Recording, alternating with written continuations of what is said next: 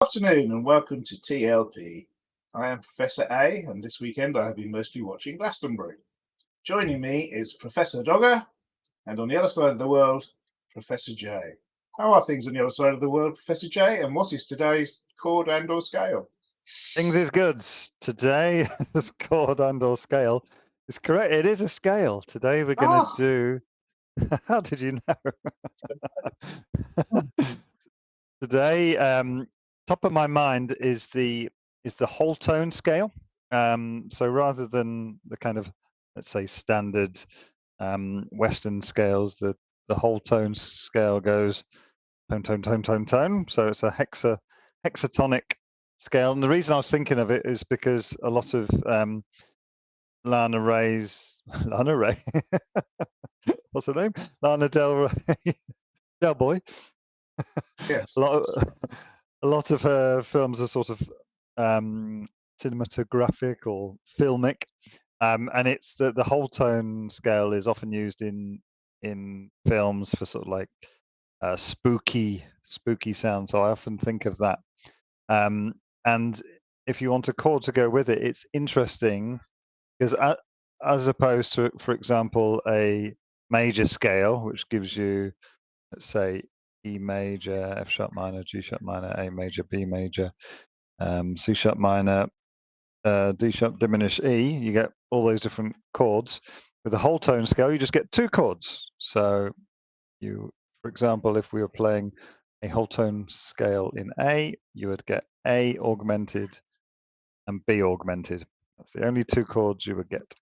The others would be inversions of those triads. Fascinating. No, it's very interesting. I don't understand a word of it, but I'm sure it's very interesting for someone. So, right. So, Lana Del Rey at Glastonbury. Have you heard how her set went, Professor? No.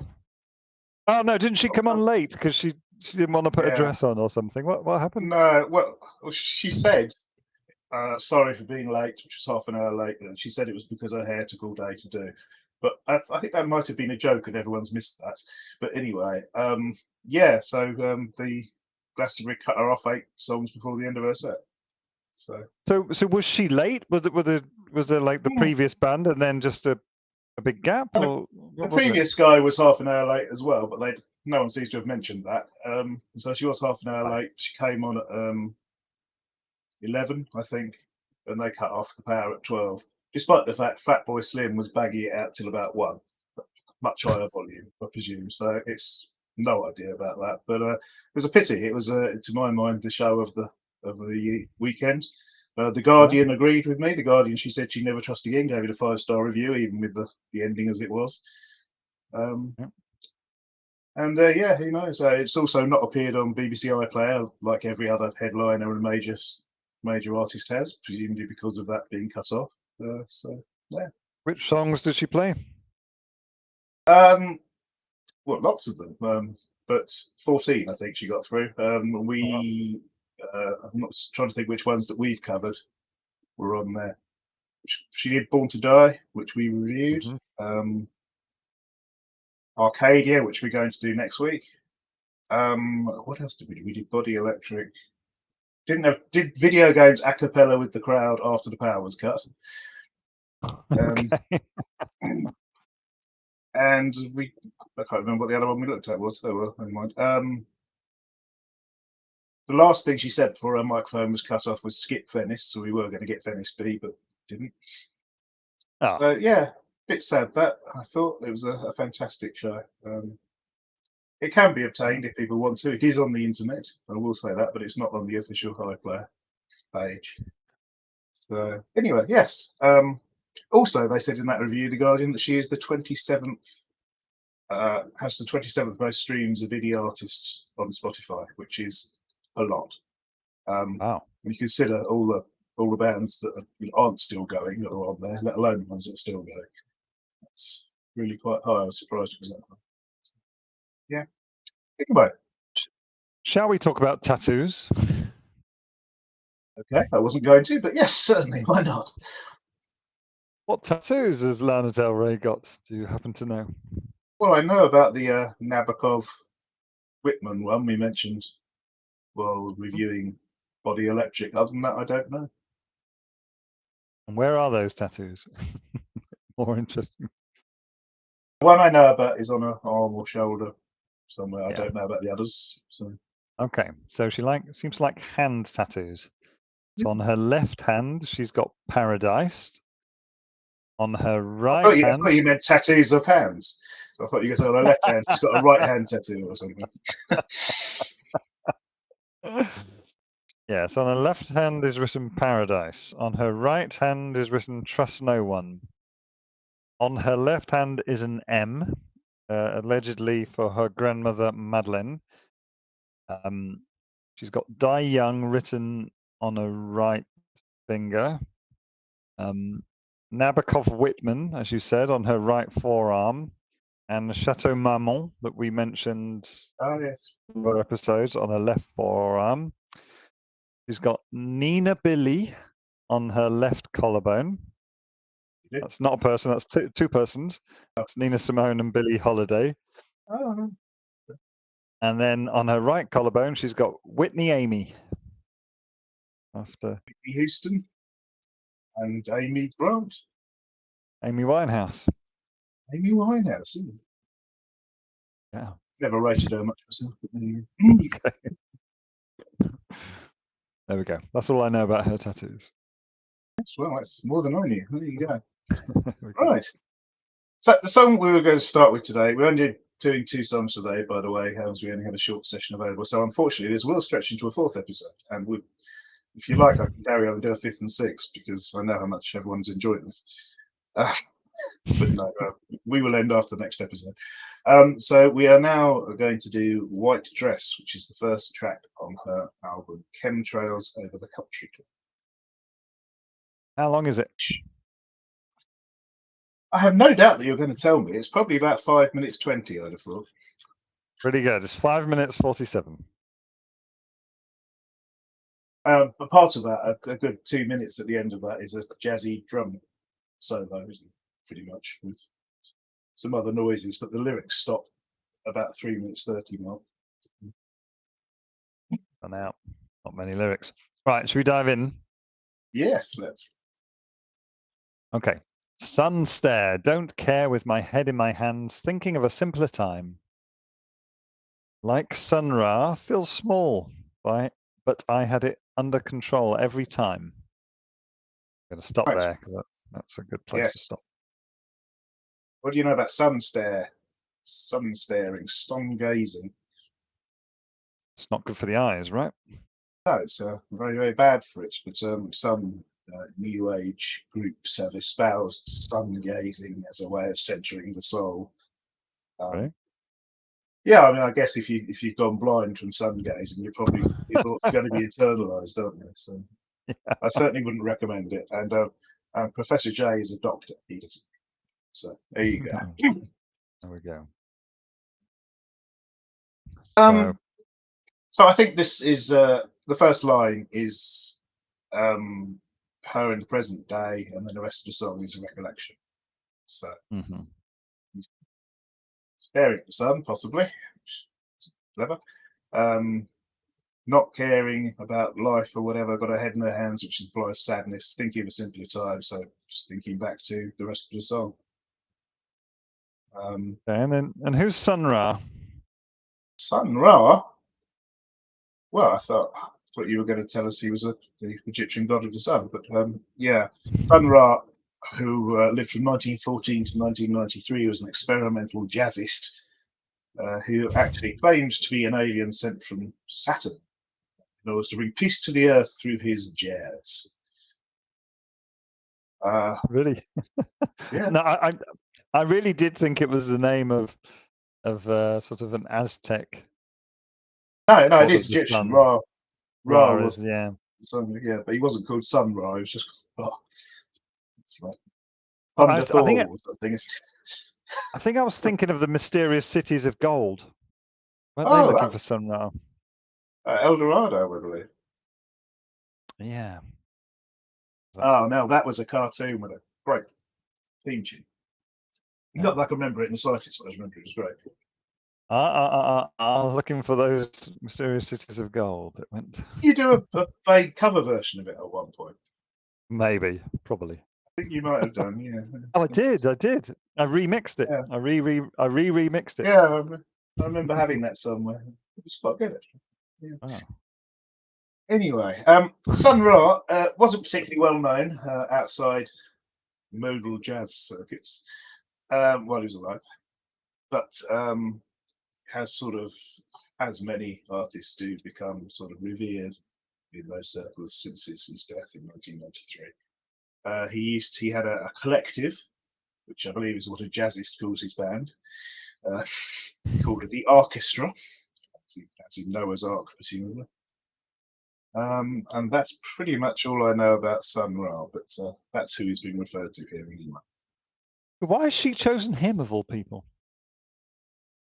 Well, she obviously likes jazz. There's a lot of jazz music. She was a jazz singer before becoming a pop star. So. But was he small? Because she says, like Sunrise, feels small. Yeah, I think she's just saying, well, I don't know if he was small or not, but she's saying that line that when she's looking back to when she was 19, as she says later, this is when she just started doing the jazz singing, the clubs, things, and was very small time as a musician, but knew she has it under control and would become a big star. So, I had it under control every time, so perhaps she came on stage at the right time. So who knows? Can you just pause there a second? I can. We are pausing for a second. Welcome back. We have resumed. We have a technical problem, but as long as we can hear Professor J's words of wisdom, we will be all right. And he's moving again now. Look at that. Look at that. No, it's frozen again. Anyway, what were we saying? There we go. Right, yes, I was saying, yes, yes, we were. We're about to do more lyrics. Right? When I was a waitress wearing a white dress, look how I do this, look how I got this. I was a waitress working for the night shift. You were my man. Felt like I got this. Down at the Men in Music business conference down in Orlando, I was only 19. Down at the Men in Music business conference, I only mentioned it because it was such a scene and I felt seen. Exactly how she does it. There we go. Yeah, so this is the reminiscing bit. Back to when she was, as I say, this was actually when she took a gap year and was working as a waitress on Long Island, where she was taught how to play guitar by her uncle. Then went off to be a jazz singer in the clubs. Yeah, I was going back to other performances. I saw a performance on the YouTube from, I think it was 2016. Halfway through, she strapped on a flying V. I was a bit surprised about that. Oh wow!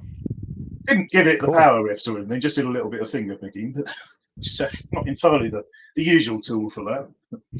Wow, they're yes, super guitar. So in the video, she's on roller skates, right? It's like a roller skating. 90%. No, 90% of it is a body double. The one who's roller skating. Okay. Because as you notice in the video, right? she's also wearing a sling, so it was meant to be her doing it in the video. And then there's a bit where at the end where you see looking into a tent and someone's skating around a bonfire in the middle of it, a fire pit in the middle of it, and that's allegedly her, the only bit before she broke her arm. So, yeah. So she's talking about just when she was a waitress wearing a white dress, which I presume white dress is picked because it runs quite well with waitress. And this is sort of the burgeoning confidence, I think, of someone who is moving into employment for the first time, whatever. Look how I do this, look how I got this, I'm doing a really good job. Kind of thing. Waitress working the night shift. Yeah, I mean the white dress is an interesting thing, right? It's white dresses are for marriage, right? Yes, yeah, I suppose so. But they're also for keeping cool in hot temperatures. Oh, come off it. It's for marriage. That's what they're all about. Or it could even have been the uniform of the place she was waitressing in. Who knows? Yeah, true. Do you know any other songs that are called White Dress? Oh, I don't think I do. Well, the White Stripes did one in 2003. Oh, right. Uh, hang on, no, I'm confused. I've confused myself with I've got confused my notes. Kanye West did one in 2012, and a lovely group called French Montana did one in 2017. Now then, what's the most famous image of someone in a white dress? Possibly a Marilyn Monroe job. Correct. The most iconic image of the 20th century, allegedly. So that's from the 1955 movie The 7-Year Itch. Have you seen that movie? I don't think I have. I'm not really an ancient film buff, to be honest. Okay. Yeah, so there's this famous scene when she walks over the subway grating and the Ah, yes. dress blows up. So that's the famous picture. I think there's a statue of it somewhere, like an enormous statue of her in that. So 7-year itch. So the titular phrase refers to a waning interest in monogamous relationship after 7 years of marriage, which is what psychologists used. Yes. It was also a murder mystery book by Mignon G. Eberhardt in 1945 that was quite big at the time. I mean, I think it, for me, white dress means weddings, but also I think it means kind of a loss of innocence, right? So, Right. she's 19, she's innocent before this time, and then she's moving on, right? Possibly. Although someone who's been sent to rehab at 15 probably isn't overly innocent, I just thought. But yes. Yeah, that's true. But yeah, I mean, it's just. Oh yeah, I agree. It does represent purity. So apparently, the song was originally called "Waitress / White Dress" or "White Dress / Waitress." Right. She said that in a 22 interview. 2020 interview before it came out. Okay. Yeah. Then we get to the important bit, and I think this is what this song is really all about. Not so much in the interpretation of the lyrics, but what the song suggests through its physical structure. It's all about meter, I think. So the Down the Many Music Business Conference, which is all sort of really crammed into one line. There is no such thing as the Many Music Business Conference. So most people online seem to take it that this is an analogy for the music industry in general and the way young female musicians are treated by the elderly or older male business record execs and things like that. Mm-hmm. And the way she squeezes that in sort of gives it a real sort of sense of self-importance for these men in the music business.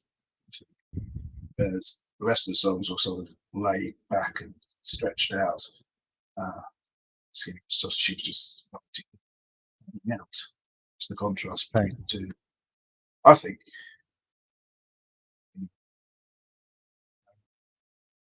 Okay. And you mentioned it because it's such a scene of. She felt seen. Yes.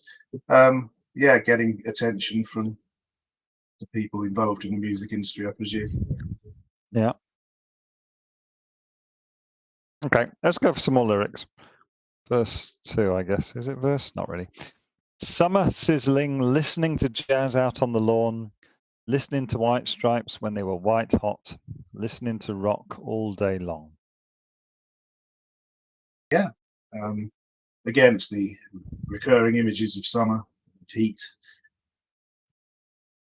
Listening to jazz out on the lawn, as we said, jazz is a big theme in her songs. Yeah. But when were the White Stripes white hot? Before that, it was 2000, about 2000 they came along, didn't they, I think? I've got 2003 written down as when I think they sort of exploded.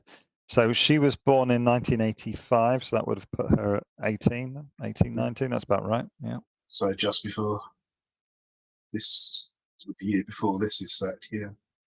Yeah. Yeah, they were part of the garage rock revival scene, as it's apparently called. Oh wow.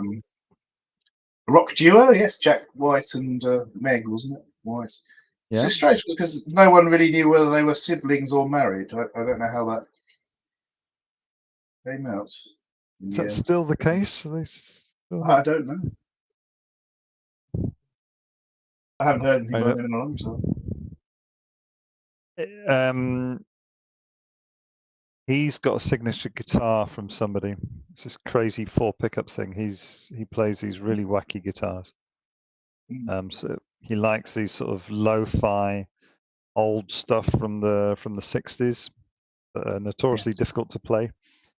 But he manages to get good sound out of very basic equipment, so everybody in the guitar world loves him. Yeah. So yeah, this places it in time, of course, that line. Listening to rock all day long. Like I say, a lot of her earlier stuff is quite rocky, and live there's a lot of noisy guitars and things. Well, this is just that's just a contradiction. Look, she's listening to jazz, then she's listening to White Stripes, and she's listening to rock all day long. She got 3 ears. Well, White Stripes are rock, aren't they? So yeah, it doesn't make much sense. No. That White Hot was originally going to be the title of the album, which became Chemtrails Over the Country Club. Was originally going to be called White Hot Forever. Right. It wasn't, so presumably that was based on this line. Yeah, so okay, that's all just to place it in time and to sort of give the sense of a lazy summer. Yeah. Listening to the music you enjoy and just how it's just sort of very normal life, I guess. Okay, I'm going to do some more lyrics. When I was a waitress, wearing a tight dress, handling the heat, I wasn't famous, just listening to Kings of Leon to the beat. Look at how I got this, look at how I got this, just singing in the street. Down at the Men in Music Business Conference, I felt free because I was only 19, such a scene.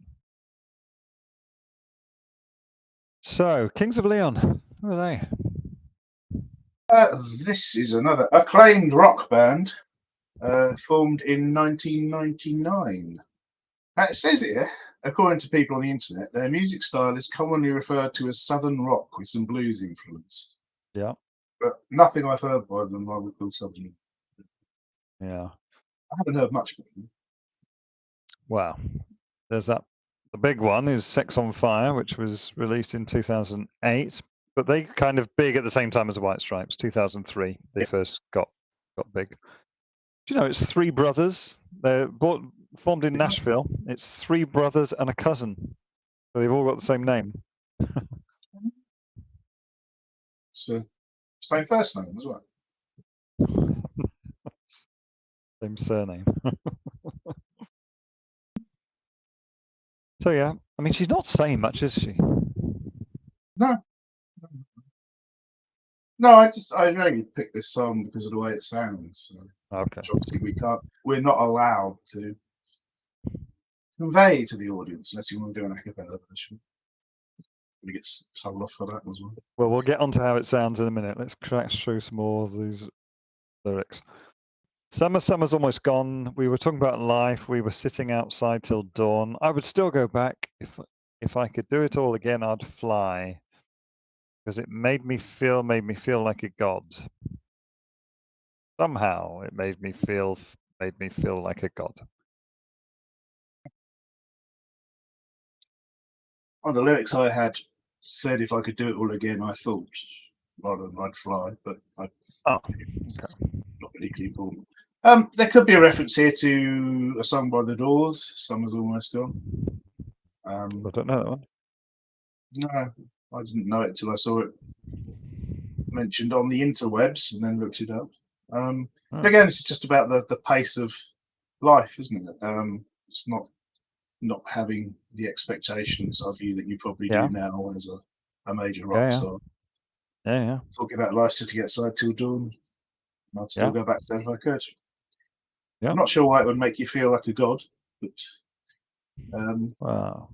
You feel powerful at that age. Nothing, no problem. You feel immortal, certainly, yes. Yeah. Again, this could be a brief callback to Sun Ra and Ra, the Egyptian god. Yeah, could be. And feel like a god. Yeah. I was right all along. It's all the mysterious cities of gold.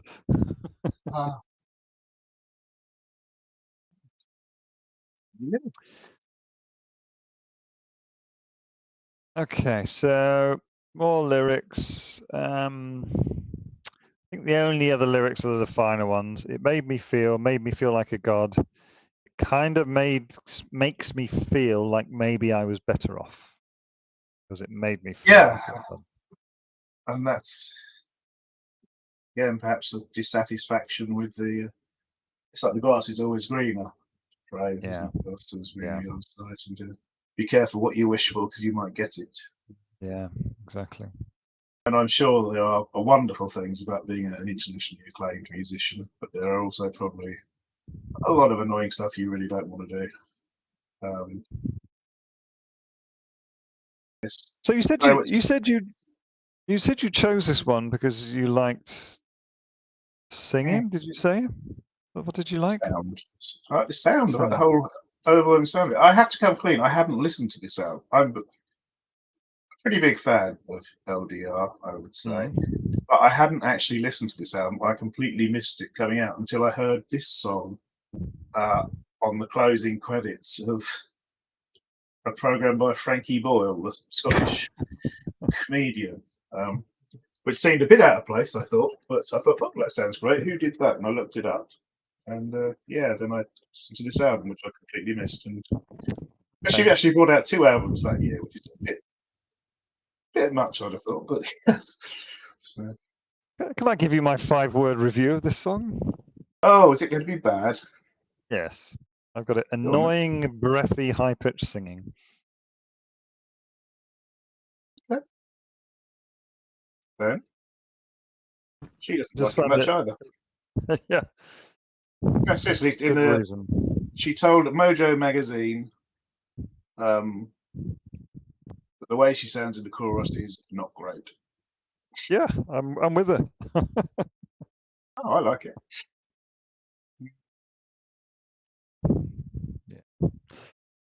Yeah. And I do like the 2-minute drum solo at the end, I have to say. Yeah. It's great. Cool. Well. Yeah, all the instruments were played by Jack Antonoff, who wrote the music for Venice B as well. Produced it. The video was directed by someone called Constellation Jones. There's a name. Isn't that a very similar name to a Bond girl? That's Christmas Jones. Christmas Jones, yeah.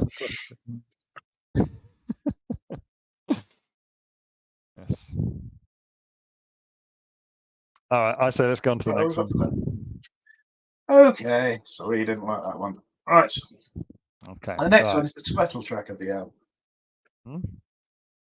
Trails Over the Country Club. Right. Here we go. Where should we start? Should we get into some words? Yeah, go for it. I'm on the run with you, my sweet love. There's nothing wrong contemplating God. Under the chemtrails, over the country club, wearing our jewels in the swimming pool. Me and my sister just playing it cool under the chemtrails over the country club. What's a chemtrail? That's A. Well, I think what it is a conspiracy theory concerning what are actually called, I believe, contrails, which is the lines you see in the sky behind jet air. Apparently, just to go back to Glastonbury, during the afternoon of the day she was on, I can't remember who was playing, but the Red Arrows did a flyover, and apparently half the crowd yelled "Chemtrails!" So,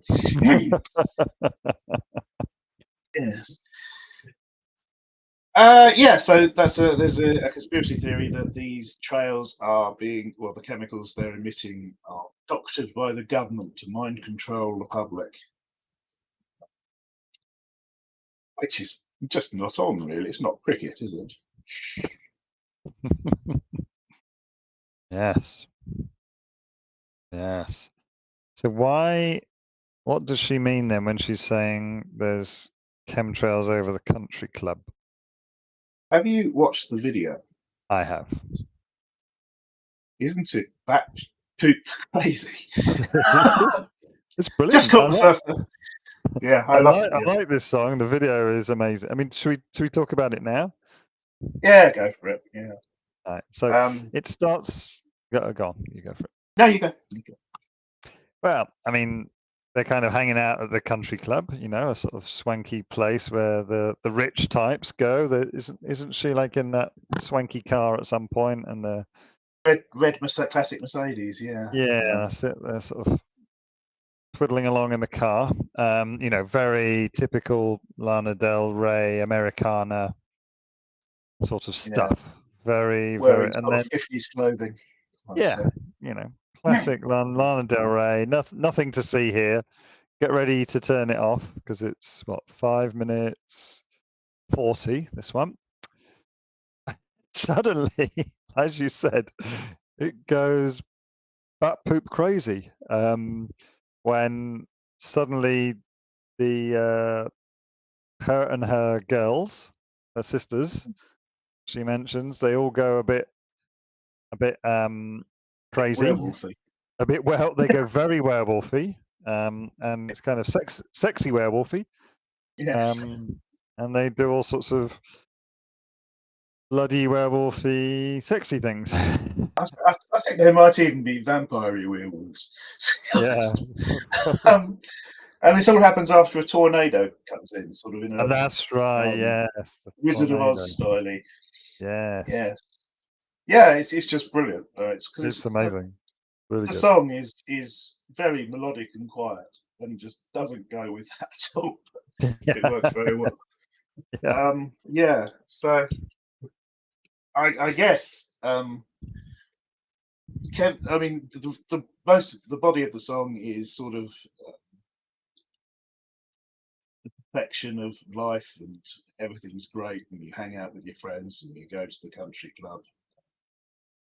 And the chemtrails, I think, are sort of symbolising the threats to this model existence, which are commented on but not taken seriously or whatever. Or it could be that the drugs in the chemtrails have made them hallucinate this at the end. Yeah. So I think it could be taken either way. Yeah. So it's a brilliant video. So what are we going to say about country clubs then? Have you been to a country club, sir? No. Got dragged to a couple. It's just a place where rich people hang out and get everything they want, basically. Yeah.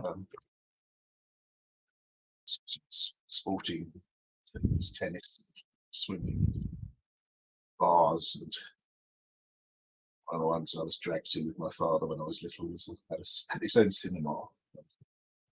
Oh. Yeah.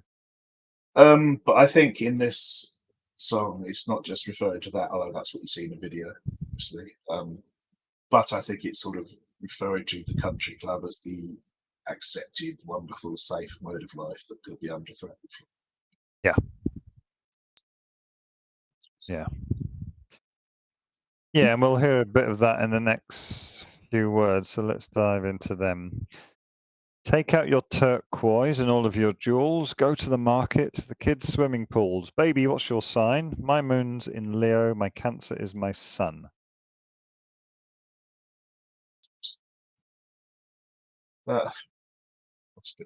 Right, yes, so she was born on June the 21st, 1985 at 4:47 p.m, which I'm sure is very important to astrology. So that makes her a Cancer, just like both of us, I should think. Only just though, because isn't. Well, if June the 21st is, and mine is, then you're definitely. No, but I'm saying that doesn't it change on the 20th or 21st of the month? So she's just a Cancer. Yes. Yeah. Her moon sign is Leo, and her rising sign is Scorpio, which doesn't get mentioned.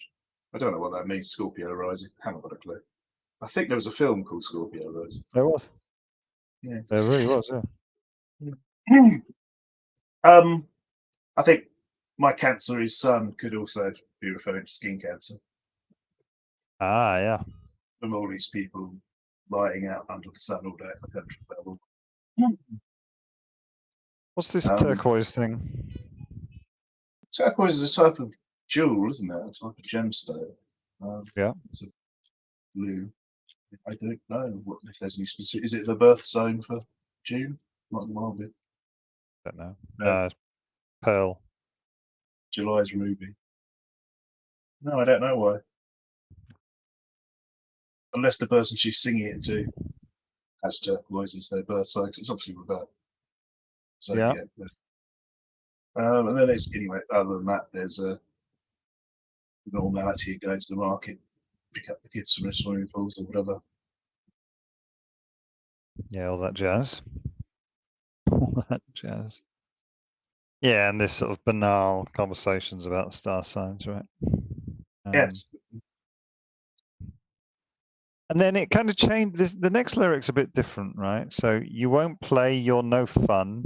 Well, I don't care what they think. Drag racing my little red sports car. I'm not unhinged or unhappy. I'm just wild. Yes. Don't know who she's talking to there, to be honest. You won't play, you're no fun. I think perhaps she's talking to the people who just want to hang out at the country club. She wants to do other things like drag racing a little red sports car. Whether that makes the society, the high society, look down on her or not. I wouldn't have thought you'd get much drag racing out of that 50s Mercedes. But say in the 50s. I miss my little red sports car. Really do. The P-mobile, as we used to call it.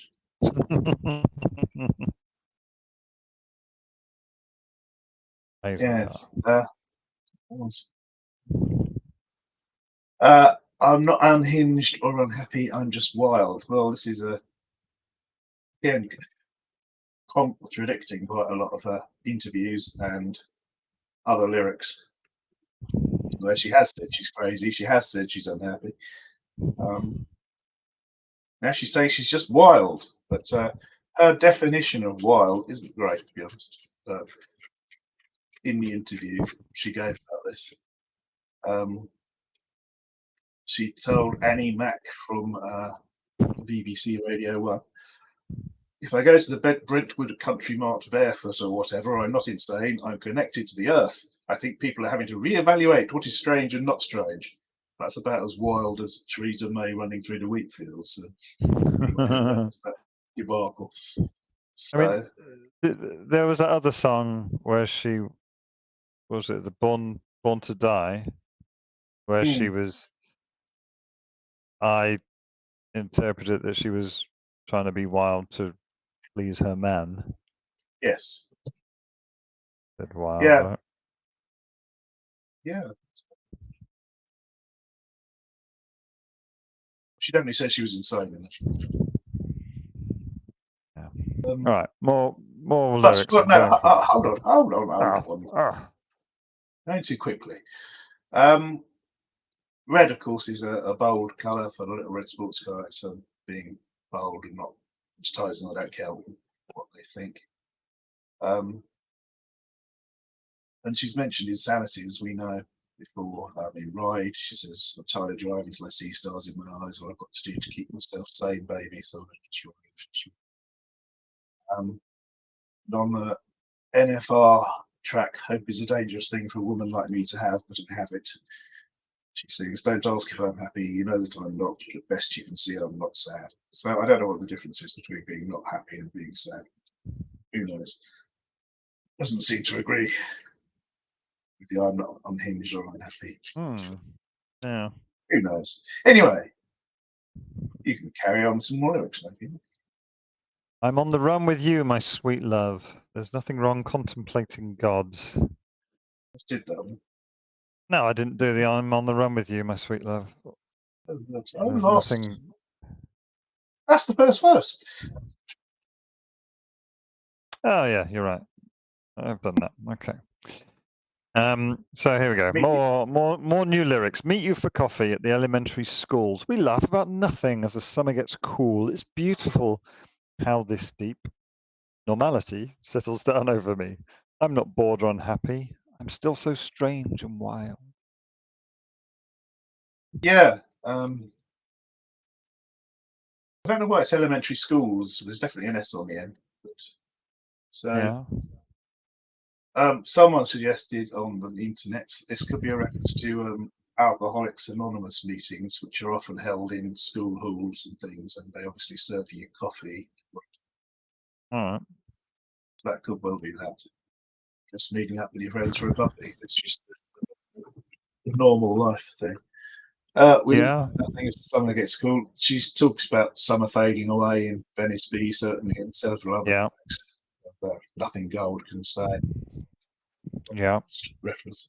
We laugh about nothing. It's just small talk, as you said.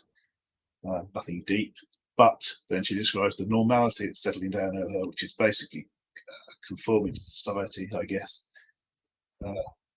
Settles down, which sort of it's like it's enveloping. I'm not bored or unhappy. I'm still so strange and wild. How can you be strange and wild if you're conforming to normality? Yeah. Sort of juxtapositioning of two things. It's sort of very confusing.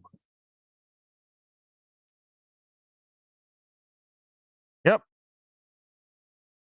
All right. More words. You're in the wind. I'm in the water. Nobody's son. Nobody's daughter. Watching the chemtrails over the country club. Suburbia. Brentwood Market. What to do next? Maybe we'll love it. White picket. Chemtrails over the country club. I've got what to do next, baby. What of it? Could be either. I'm in the wind. I'm in the water. I like the way this fits together lyrically.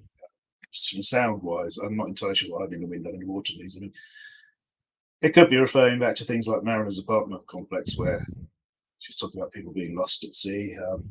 Right. That kind of thing. Nobody's son, nobody's daughter. If you remember back to Body Electric, which we did last time, she's saying Elvis is my daddy, Marilyn's my mother. So she sort of divorced them now. Watching the game shows again, whatever. Suburbia, the Brentwood Market, normality again. What to do next? What to do next? White picket. White picket fences, which after World War II, they mass-produced housing estates in housing developments, let's say. Cookie cutter, exactly the same shaped house, same white picket fence around the garden. They became sort of iconic symbols of middle class white American domestic. Yeah. That's the What's something else I was going to say? Yeah, someone on the internet suggested, again, this is not her singing to a boyfriend or whatever. This is her singing to Lizzie Grant. A personality thing. Oh, okay, that's interesting. In that one of them is this sort of forming part of society. It's not really fair to say it, but almost middle-aged woman fitting in well, and the other one's the rock star who isn't fitting in at all. Right. Okay. Whether that's true or not, that was just one person's opinion.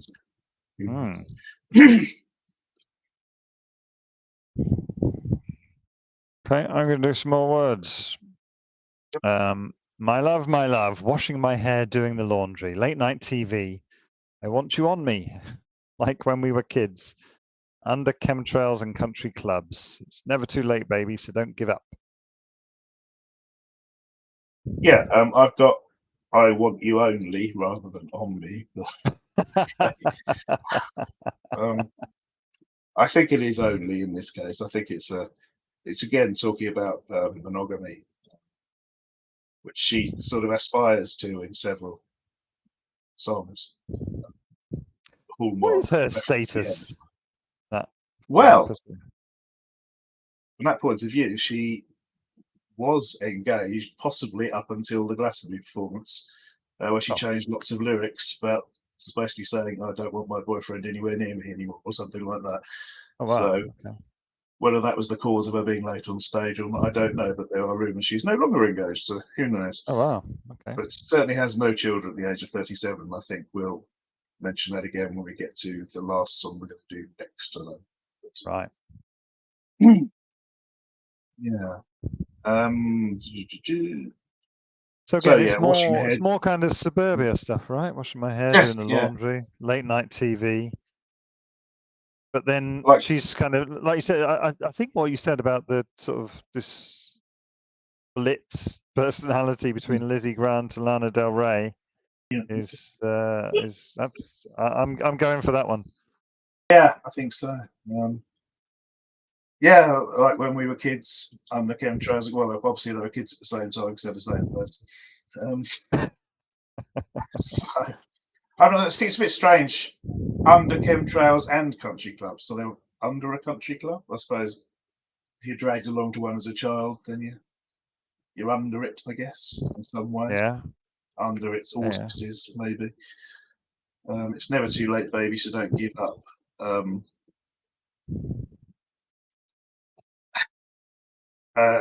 So another reference is something that she often says it's never too late to do whatever in her songs. In her 2017 single Summer Bummer, she sang, "It's never too late to leave if you want to leave, or to stay if you want to stay." So it's never too late is a thing she says. Thing. But did you do the "You're born in December and I'm born in June" bit? No, that was the last thing I had done. Right. Okay. Well, that's she's born in June, and her ex at the time in 2021 when it came out was a chap called Sean Larkin, who was born in December '73. So that bit's about them. Right. Okay. They attended the 2020 Grammys together, where Lana was nominated for Album and Song of the Year. They didn't. That's that. I mean, it is. I think it's a great song. It's very melodic. The meter of the lyrics is great. Yeah, especially the bit. Where was it?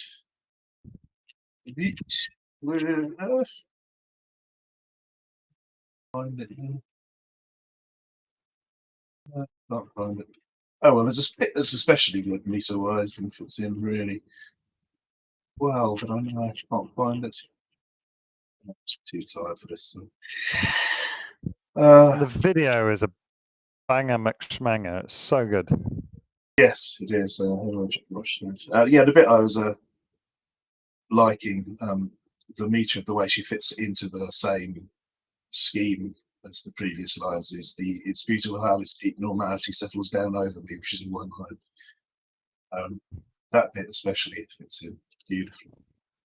Now the other thing I said this is a very melodic song. All the instruments again played by Jack Antonoff, apart from a horn in one part, so it's played by something else. He couldn't blow his own And horn. I would like to also recommend to people a cover version of this that's available on YouTube. If we remember, we'll put the link in the description. By a lady called Hayley Mary and the band she put together specifically to cover this song. An all-female rock band. It's a rock cover and it's fantastic. It's really Any good. wolves? No wolves in that. No, just a bunch of women playing instruments in the studio, I'm afraid. There is a picture, the sort of preview picture for the single of this. She is sitting next to a wolf. Whether she actually is or whether it's been pasted in like the tigers or whatever, no idea. But it's perfectly possible to sit next to a wolf. I've done it many, many times. But do we have anything else to say about this? Nope. You don't? No. The video. Great video. Yes, it is. This album topped the UK albums chart. It was her 5th album in a row to reach #1 in the UK. And I suppose that's all we've got to say. Sorry, this is a very disjointed episode because we've had to cut things down. We will try to do better for the next one.